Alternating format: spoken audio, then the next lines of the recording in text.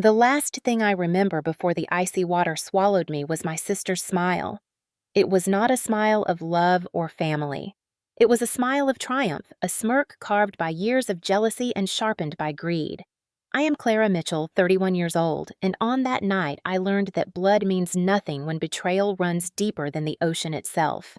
Sophia, my older sister, leaned over the rail of the yacht with my husband David by her side. The champagne glasses in their hands sparkled under the moonlight. To anyone else, it would look like two people celebrating.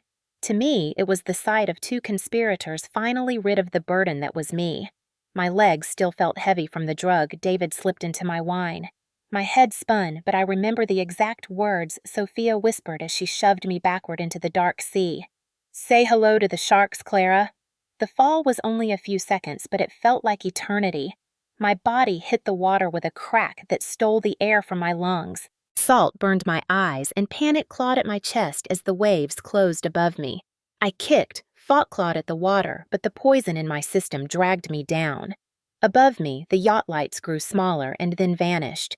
They left me there to die, nothing more than collateral damage in their pursuit of my fortune. $1 billion. That was the number attached to my life. I had built my company from nothing, worked endless nights in a cramped apartment, coded until my fingers bled, negotiated until my voice cracked. I turned those sacrifices into an empire worth over $1 billion. And instead of pride, instead of family standing beside me, I was rewarded with betrayal so vicious it nearly stole my breath forever. As the waves tossed me like a rag doll, my mind split in two. One part screamed that I was dying, that this was how it would end, swallowed by the sea while the people I trusted most toasted to my death. The other part whispered that I was not done yet, that I had fought too hard to let their greed erase me. I felt my limbs grow heavier, the drug winning against my willpower. For a moment, I thought I heard my father's voice, the one who always told me as a child, "Family is what they do, not what they say." And in that memory, I found a sliver of fight. My fingers brushed against something floating, a broken life ring half deflated, probably forgotten by the yacht crew. I clung to it as if it were my only tie to the living world. The waves smashed against me, dragging me under and spitting me back out. My teeth chattered so hard I thought they would crack, but I held on. Every second I replayed Sophia's words. Every second I saw David silence his hand on her back as if they were a couple already united by my death. Every second the betrayal cut deeper than the salt water tearing at my throat. I wanted to scream, but only seawater filled my mouth. I wanted to beg for mercy, but mercy was a language neither of them spoke. I wanted to die just to make the pain end, but I did not die. That night in the black water under the silver moon, I made a vow. If the sea spared me, I would return, and when I appeared again, their plan would collapse not quietly, but in front of everyone they wanted to impress. They thought they buried me beneath the waves. They were wrong. That night was not my ending. It was only the beginning, before the betrayal. Before the salt water burned my lungs, my story looked perfect from the outside. My name is Clara Mitchell, and I was born into a family that never quite knew what to do with me. My father, Richard, was a stern man who valued appearances over affection. My mother, Elaine, left when I was 10, claiming she could not survive the weight of his expectations. That left me and my older sister Sophia under his roof, but it never felt like home. Sophia was his pride. She was elegant, charming, always ready with a smile when people watched. Father adored her and called her my golden girl. She was praised for things as simple as wearing a dress well or reciting a poem at a family gathering. I was the shadow. I loved computers, puzzles, and books. I built things quietly in my room, soldering little circuits while Sophia danced at parties. Father dismissed my interests as hobbies and reminded me that I would never attract anyone important if I kept living like a boy in a workshop. From an early age, I learned what it felt like to be invisible in my own house. But invisibility has its power. While Sophia thrived in the spotlight, I worked silently teaching myself programming, diving into textbooks I borrowed from the library, pushing past the limits no one thought I could cross. The imbalance between us carved a wound in me, but it also gave me fuel. If I could not earn my family's approval, I would earn the world's. At 18, I earned a scholarship to MIT. My father was proud for a moment, but only because it made him look good at his country club. Sophia rolled her eyes when neighbors congratulated me. She is just lucky, she said often, as if my years of late nights with textbooks and coffee had nothing to do with it. College was freedom. It was the first place where my ideas mattered more than my last name.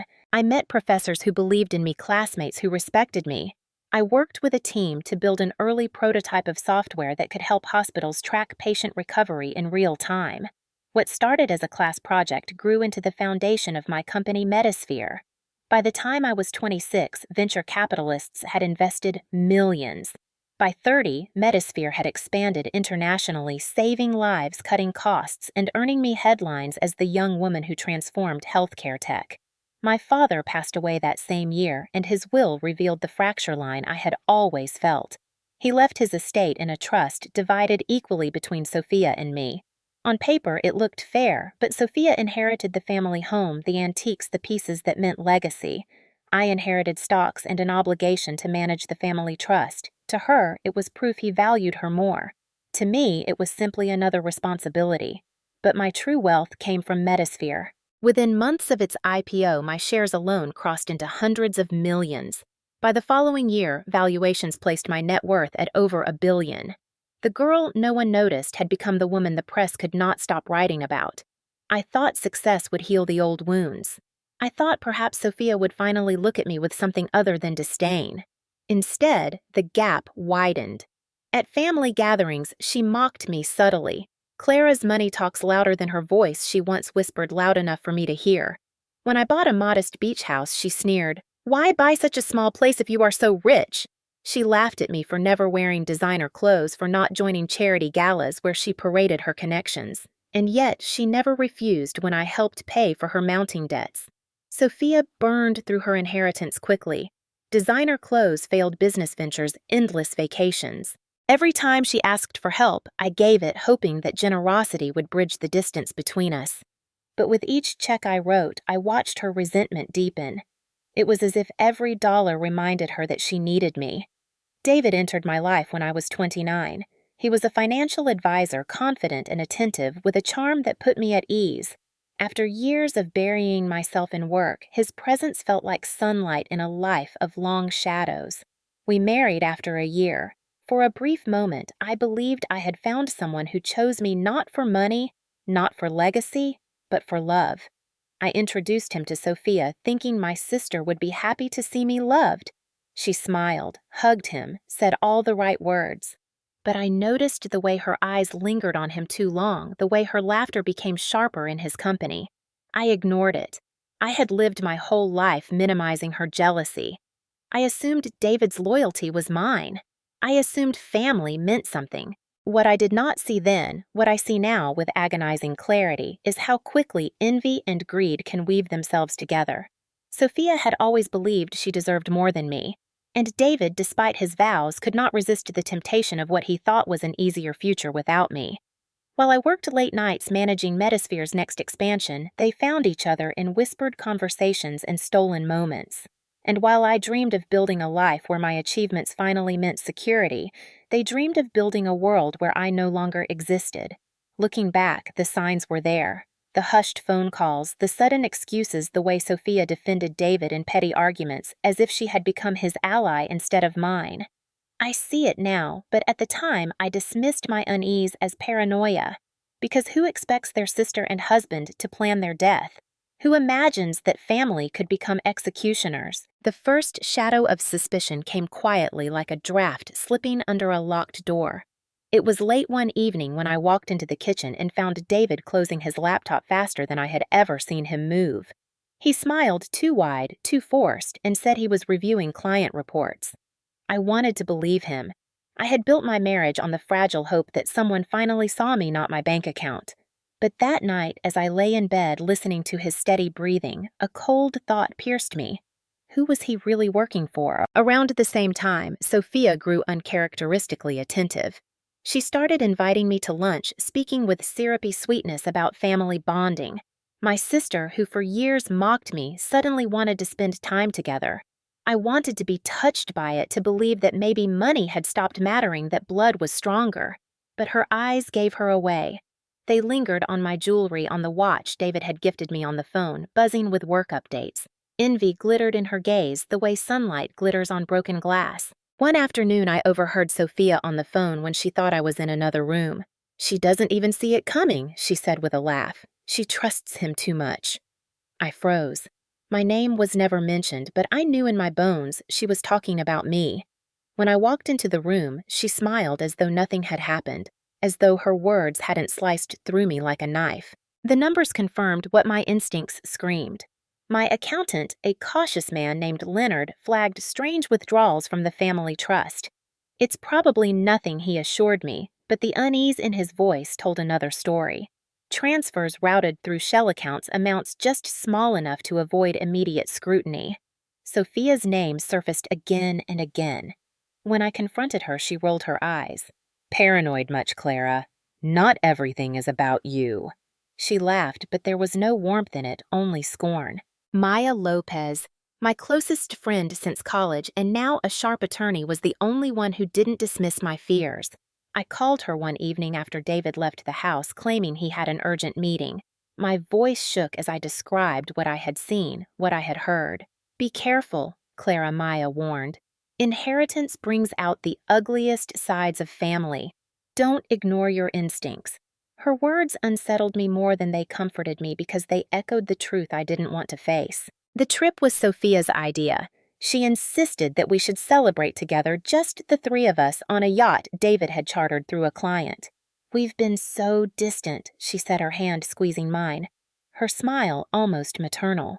"Let's fix that." Her sudden affection felt wrong, but I was tired of fighting shadows. Against Maya's advice, I agreed. Still, the cracks widened.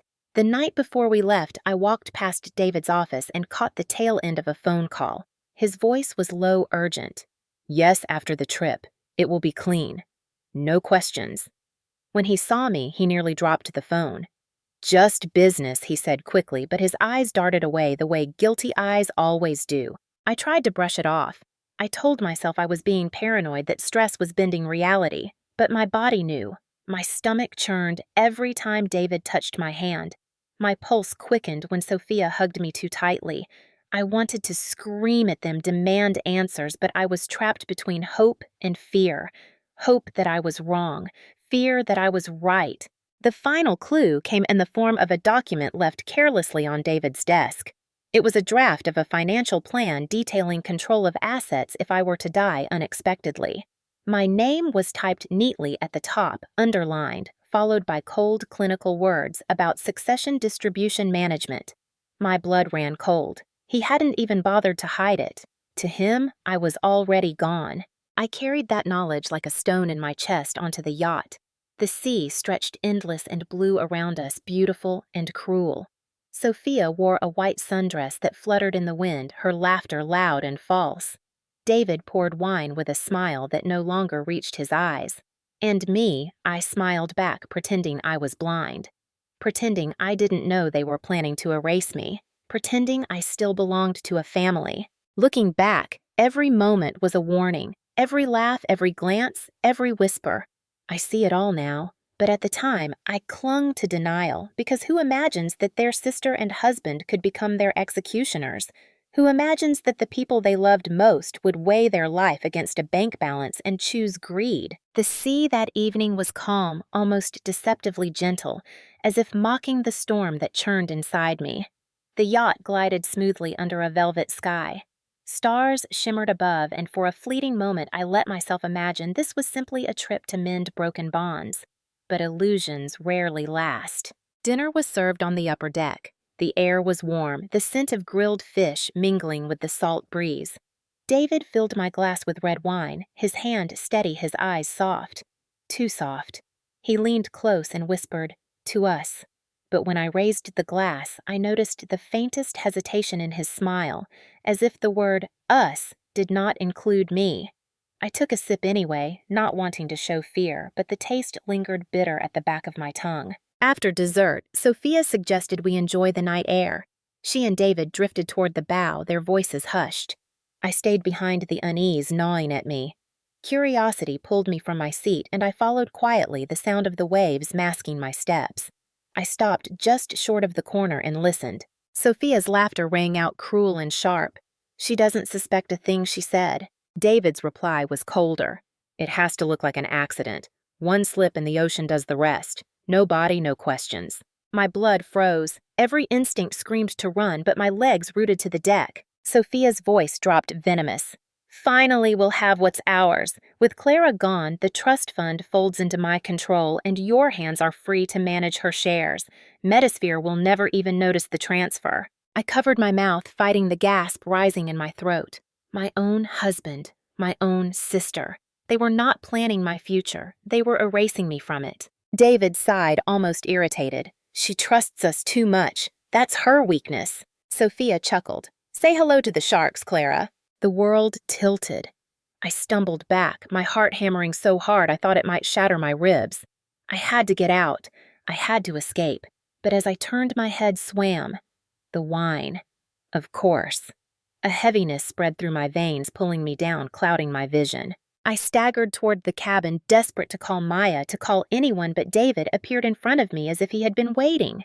His eyes held no trace of love, only calculation.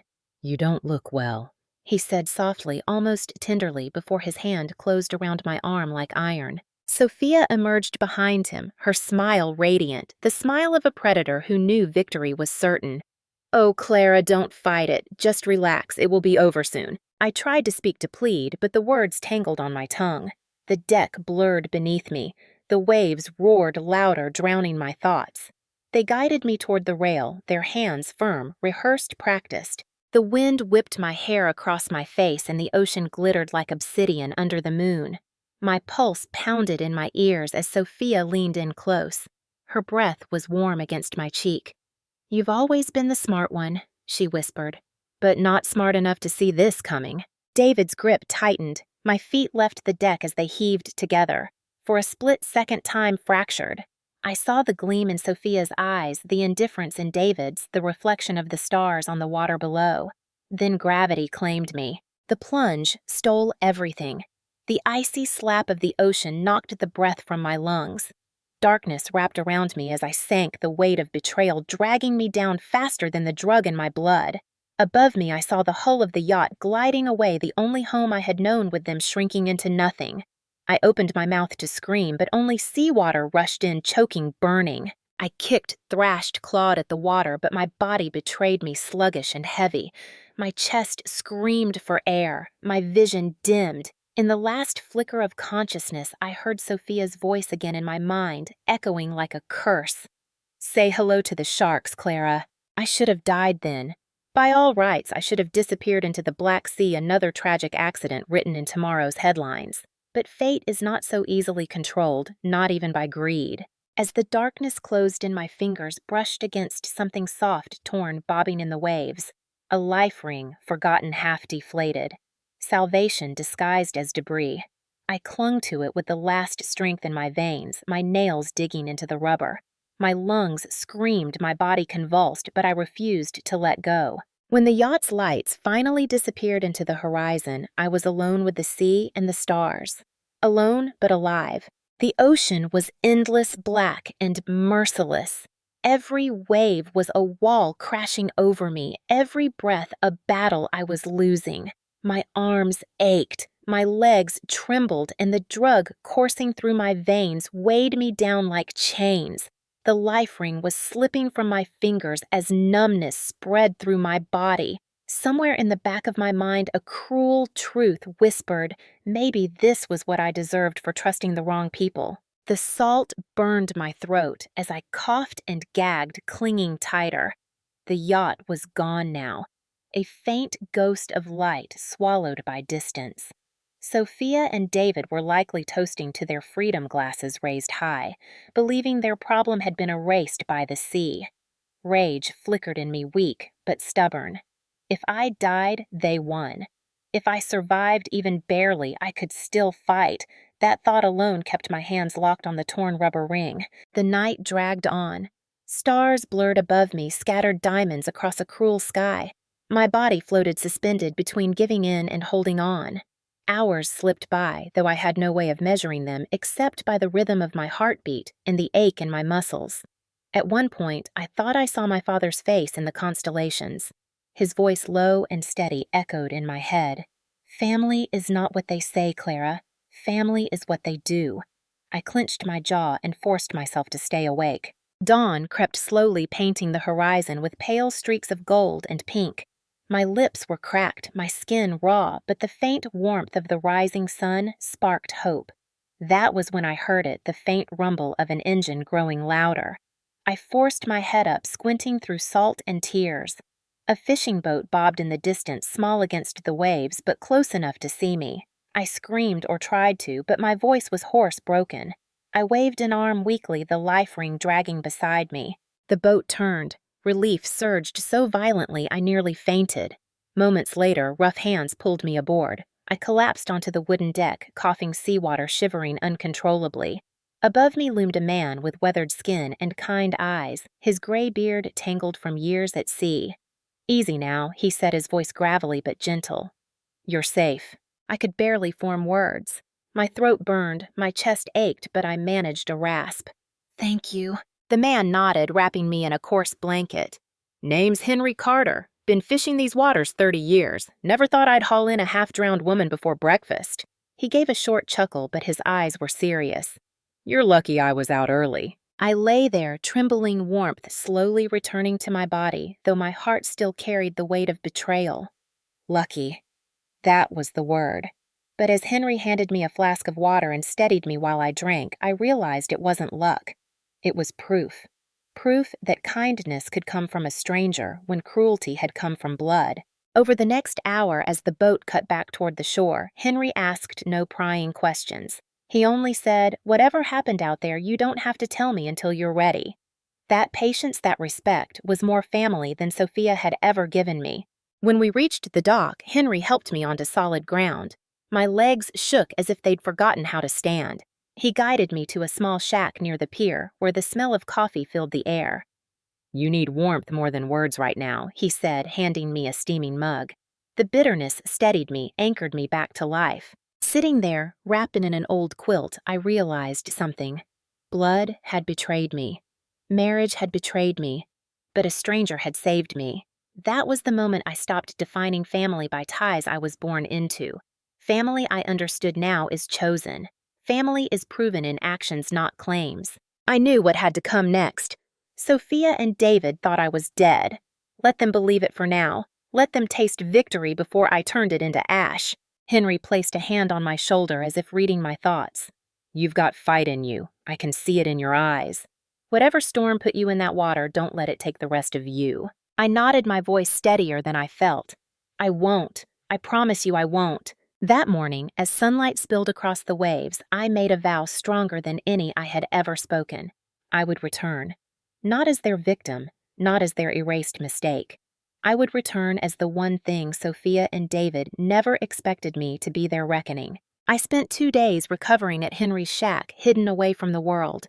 The salty air burned my lungs, but it was life, not death, that filled them.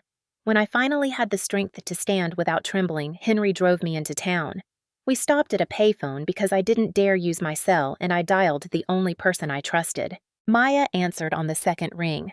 "Clara." "My God, where are you? There's a missing persons report. David said you fell off a yacht." Her voice cracked with fear, and I realized how convincing their lie already was. My sister and my husband had spun the narrative, painting themselves as victims of a tragic accident. Rage burned in my veins. Maya listened carefully. "I'm alive, and they cannot know. Not yet."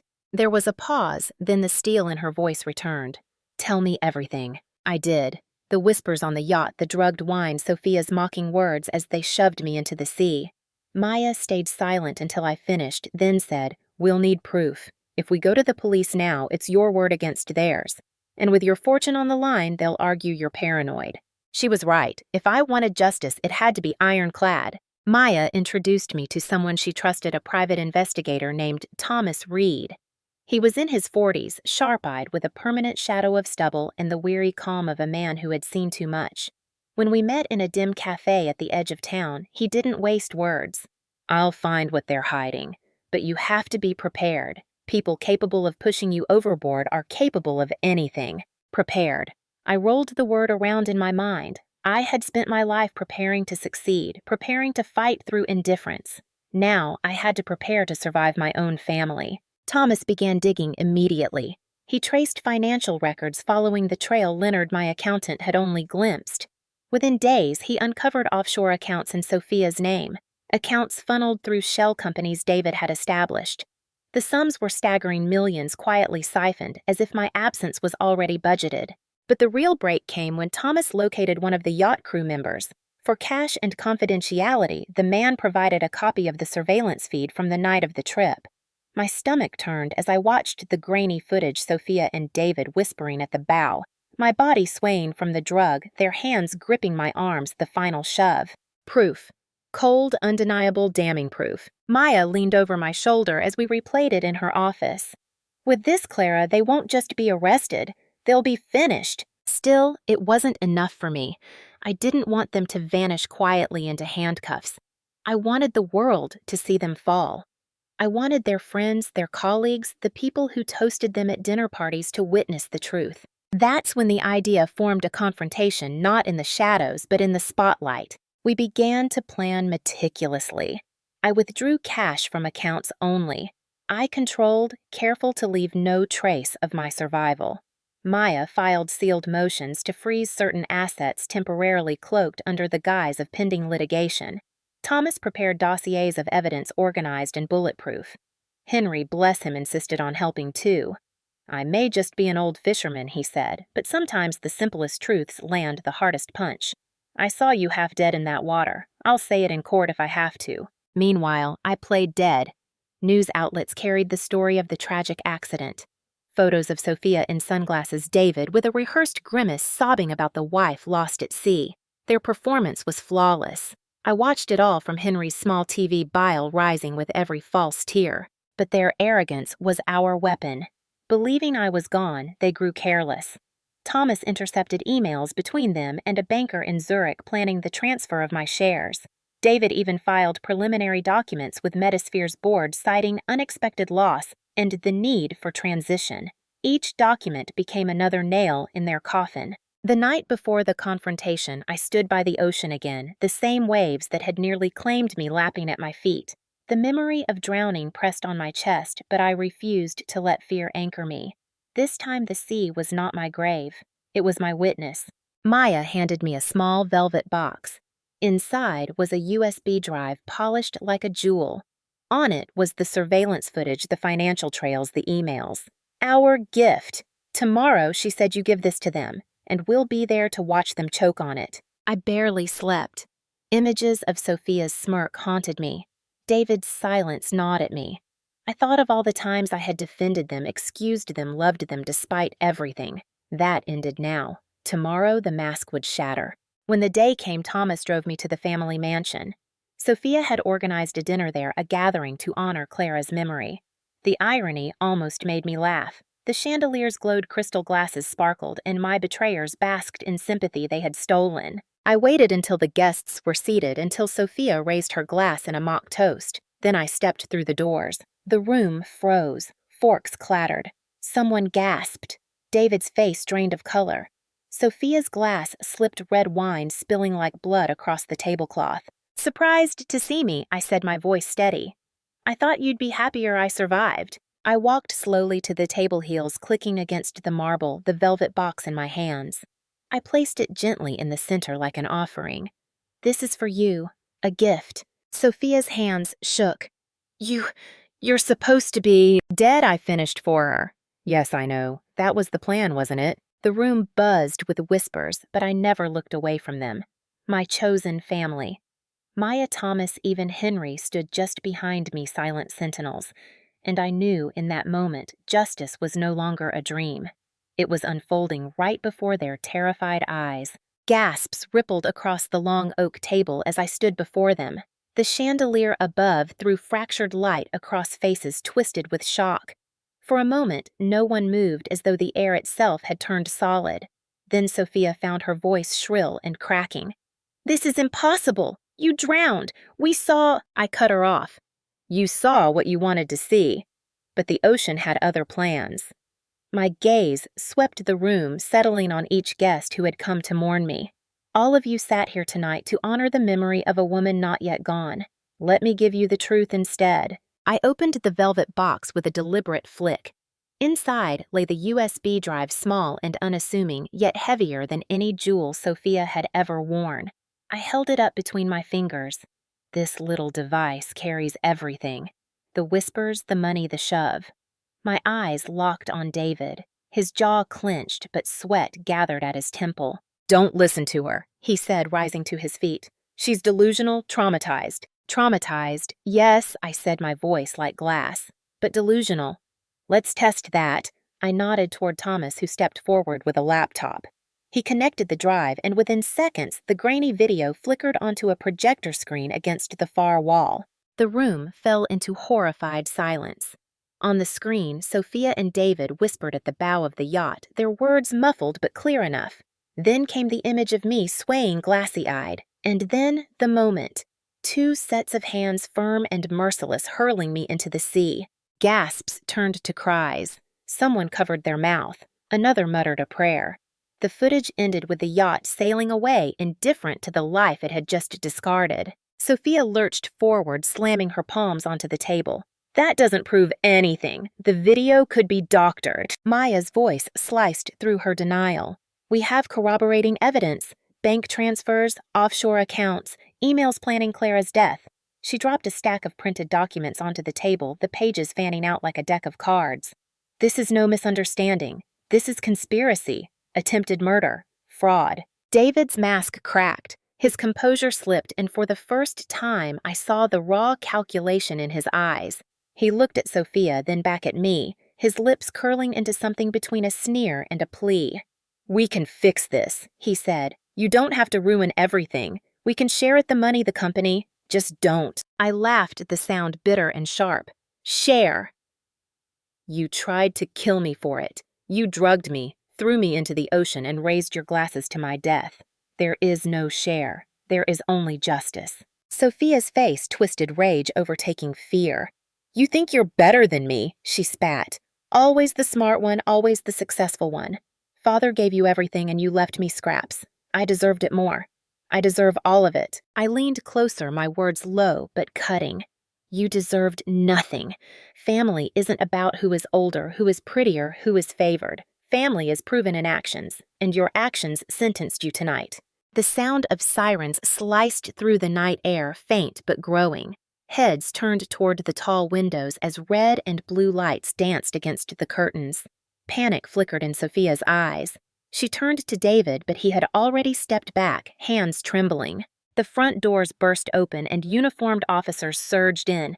The room erupted into chaos, guests shouting, chairs scraping. An officer barked commands, and within moments, Sophia and David were surrounded. "This is a mistake!" Sophia screamed as handcuffs snapped around her wrists. "She's lying. I'm the victim here." "Victim," I said, standing tall. "Victims don't push their sisters off yachts. Victims don't launder millions into offshore accounts. Victims don't toast to the sharks." David tried one last gambit, his voice oily with desperation. "Clara, think of what this will do to the company. The board, the shareholders, they'll see weakness. Don't drag us all down." I stepped forward until I stood inches from him. "The only weakness here was trusting you, but that ends tonight." The officers hauled them toward the door. Sophia's screams echoed venomous and frantic. "You'll regret this, Clara. You think you've won, but you'll regret it." I let her words wash over me, powerless now. For once, I didn't flinch. For once, I stood without the weight of her shadow. As the doors slammed shut behind them, silence fell heavy. Every eye in the room was on me, but for the first time in my life, I did not shrink under the gaze of others. I looked at Maya, at Thomas, at Henry, who had quietly stood in the back. My chosen family. They had seen me through the darkest hours, and they stood with me now in the light. I turned back to the guests, most of whom sat pale and stunned. "You came tonight to mourn me. Instead, you witnessed the truth. Remember it. Remember who they really were." My voice softened. And remember, this blood does not define family. Actions do. The officers returned briefly, confirming custody and informing me that charges were already in motion. Attempted murder, conspiracy, fraud, words that would follow Sophia and David into cells where their designer clothes and hollow charm meant nothing. When the guests finally dispersed, murmuring in disbelief, I remained in the dining hall staring at the empty chairs. I thought of the little girl soldering circuits in her room, invisible to her father, mocked by her sister. She would never have believed this moment was possible, but here I was, not erased, not defeated, alive and stronger than ever. I walked to the head of the table where Sophia had stood to toast my memory. I raised my glass, filled now with nothing but water. To survival, I whispered, to chosen family, and to justice. The courtroom smelled faintly of old wood and coffee. Sunlight slanted through tall windows, dust motes dancing like silent witnesses. I sat at the plaintiff's table beside Maya, my palms pressed together to steady the trimmer in my hands. Across from me, Sophia and David sat shackled, dressed not in designer clothes or tailored suits, but in plain orange jumpsuits. The transformation was jarring. For once, they could not hide behind luxury. For once, the world saw them as they truly were. The trial drew crowds. Reporters filled the benches. Notebooks poised cameras waiting outside. Headlines screamed betrayal, wealth, survival. To the public, it was scandal. To me, it was closure. The prosecution laid out the evidence piece by piece. The surveillance footage played again, this time on a larger screen, impossible to dismiss as fabrication. The financial records traced every dollar they siphoned, every account they opened under false names. Witnesses testified: Leonard, the accountant, who had raised alarms; the crew member who had sold us the footage, trembling but resolute; even Henry, who took the stand with quiet dignity and told the jury how he pulled me half dead from the sea. When it was my turn, I rose slowly, heart pounding. The room blurred until all I could see were the faces of the jury, 12 strangers who now held the weight of my life. I told them about the wine, the whispers, the shove. I described the darkness of the water, the sound of Sophia's voice echoing in my ears. And I ended with the truth that had become my compass. Family is not blood. Family is what they do, and what they did was try to erase me. David's lawyer tried to paint him as manipulated, a man seduced by Sophia's schemes. But the emails told another story, his words, his plans, his calculations. Sophia, for her part, sneered through much of the proceedings, rolling her eyes, whispering under her breath. Only once did her mask slip when the verdict was read. On the charge of conspiracy to commit fraud, guilty. On the charge of attempted murder, guilty. Her face crumpled, then rage and disbelief colliding. David's head fell into his hands as the judge continued. David Mitchell, you are sentenced to 30 years in federal prison. Sophia Mitchell, 25 years. The gavel struck sharp as thunder. The sound echoed in my chest, not as vengeance, but as release. Sophia turned toward me as officers led her away, her eyes blazing. You think you've won, Clara? You'll always be alone. I met her glare without flinching. No, I finally have a family. Just not the one I was born into. Gasps rippled through the courtroom. Reporters scribbled furiously. But I wasn't speaking for headlines. I was speaking for the little girl I had once been, the one who thought love had to be earned by blood. She deserved to hear it spoken aloud. Outside the courthouse, cameras flashed, microphones thrust forward. Clara, do you have any statement? One reporter shouted. I paused, Maya and Thomas flanking me, Henry a few steps behind. The city buzzed, hungry for drama. But I gave them truth instead.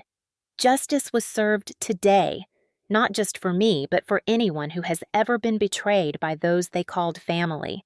Blood is not enough. Actions matter. And I hope Sophia and David's actions and their consequences remind us all of that. Maya touched my arm, guiding me through the throng. For the first time in months, I felt the chains of fear slip away. Sophia and David were no longer shadows stalking me.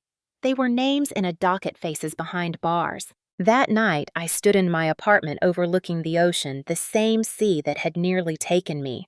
The waves rolled steady, indifferent, eternal, and I realized justice wasn't just about their punishment. It was about reclaiming myself, about knowing that I had survived, that I had spoken, that I had been believed. Justice had been served, and with it came the chance to build again. Months passed, and the world moved on from the trial, as it always does. Headlines faded, reporters chased the next scandal, and the mansion where Sophia once held court now sat shuttered, draped in silence. But for me, healing was not about silence. It was about finding my voice again. I poured myself into something new, the Horizon Foundation. Born from the ashes of betrayal, it was dedicated to helping women and men abandoned or exploited by their own families. Too many stories mirrored mine, siblings cutting each other down, spouses conspiring for wealth, children discarded by parents. I wanted to create a place where survival was not just possible, but celebrated. Maya became the foundation's legal director, her sharp mind building frameworks of protection. Thomas oversaw security, his PI instincts now used to shield the vulnerable instead of chasing betrayal. Henry, though he laughed at the formality of it, became our community liaison. He spoke to survivors with the quiet authority of someone who had once pulled me from the sea, reminding them that even strangers can be family when they act with kindness. My days filled with meetings, strategy sessions, fundraisers, but unlike the work that once consumed me, this was not about profit. This was about purpose. Every story we heard, every life we touched, stitched a new layer over the wound Sophia and David had left. Still, there were nights when the darkness returned. I would wake gasping the phantom chill of seawater in my lungs. I would see Sophia's smirk, hear her whisper. In those moments, I sat by the window of my beach house, staring out at the same waves that once tried to claim me. Instead of fear, I began to see them as a reminder. The ocean had tried to erase me, but it had also delivered me to Henry's hands. Survival was not just luck, it was legacy. One evening, Henry joined me on the porch, the sun bleeding orange into the horizon. "You know," he said, sipping his coffee, "people think legacy is about what you leave behind, but it's more about who you lift up while you're here." I thought of Sophia's words, her obsession with deserving more, her hunger that had devoured everything. She had chased legacy through greed, and it destroyed her. I was chasing legacy through healing, and it was setting me free. Sophia and David wrote from prison letters filled with venom, denial, and blame. I never opened them. Maya kept them in a drawer should we need them for evidence, but I refused to let their voices back into my life. Boundaries were part of healing, too. Forgiveness was not forgetting. It was choosing to stop bleeding. Instead, I surrounded myself with those who chose me. We spent holidays together, Maya bringing her boisterous family, Henry grilling fish on the porch, Thomas telling dry jokes that always earned groans. For the first time in my life, laughter around a dinner table did not feel like a mask. It felt real. It felt like home. I also began writing not just reports or speeches, but my story. The nights at sea, the courtroom, the truth of betrayal and survival. Not as revenge, but as record. I wanted others to know that being betrayed by blood did not mean being abandoned by life. Chosen family is just as real, sometimes more so. One afternoon, a young woman came to the foundation, her eyes hollow from fresh wounds. She whispered, "My sister took everything from me." I sat with her, held her trembling hands, and told her, "I know. Mine tried to take my life, but you're here. And here you'll find people who won't let you drown." Her tears broke into a fragile smile, and I knew then that healing was not just mine. It was something I could give away. As the first anniversary of my survival approached, I returned to the ocean. Maya, Thomas, and Henry stood with me on the shore. I carried a bouquet of white roses. The water lapped at my feet, cold but no longer cruel. I tossed the roses into the waves, watching them scatter and drift. "This is not a funeral," I said softly. "This is a beginning." The roses bobbed gently, carried by the tide. I felt the weight lift from my chest. Betrayal had nearly ended me, but survival had rewritten me. Family, I now knew, is not inherited. It is chosen, forged, and proven in actions. And my legacy would not be measured in wealth or titles. It would be measured in lives pulled from the depths, just as Henry had pulled me. If you have watched until this moment, then you know my story is not just about betrayal. It is about survival, justice, and the truth that family is proven in actions, not in blood. My sister and my husband tried to erase me for money. They thought $1 billion was worth more than my life. But they forgot one thing. Greed cannot drown truth, and lies cannot silence survival. I am still here, and I am not just here for myself. I am here for every person who has been betrayed by those they trusted most, for every voice silenced by those who claimed to love them. My story is mine, but it is also yours if you have ever been abandoned, dismissed, or treated as invisible. So let me ask you directly, what would you have done in my place? Would you have fought, or would you have let the waves carry you away? Tell me in the comments because I want to hear your voice. I want to know your thoughts, your experiences, your truths. If you believe in justice, if you believe survival is worth telling, then stay with me. Subscribe to this channel so we can keep sharing these stories together. Hit the like button if you believe betrayal should never have the final word. Share this video with someone who needs to be reminded that they are not alone. And finally, let me leave you with this: blood is not destiny. Actions are. The family that chooses you, the people who pull you from the dark when others try to bury you, those are the ones who matter. Treasure them, protect them, and never forget that even in the deepest night, survival can be the beginning, not the end. This was my story. And now I am asking you, what is yours?